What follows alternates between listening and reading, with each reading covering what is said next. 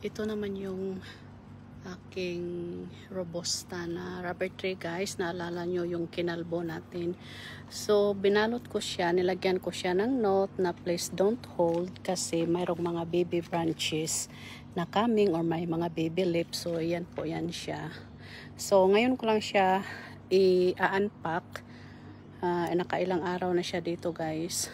Tapos, mayroon pa tayo doon yung aking monstera. Hindi ko pa siya na-unpack kasi sa taas ko yan ilagay. So this time is i-open natin itong ating rubber tray. Nung binalot ko itong mga kabayan is hindi pa masyadong malaki yung mga dahon nito. But napapansin ko dito, guys, ayan na, malaki na sila, ayan. So binalot ko talaga, ayan, malaki na sila mga kabayan. Yan, so nilagyan ko talaga siya ng note para yung mag-discard, guys, hindi hahawakan yung sanga dito. Or else, hinawakan lahat ng mga baby na branches dyan ay mababali. Ayan. Baka ako ang makabali dito. So, yan po. Hanggang dito po yan sa baba, guys. So, yung sa baba is hindi ko na pinalot. Yung sa taas lang po yung importante.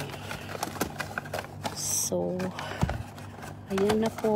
Lumaki na sila, guys.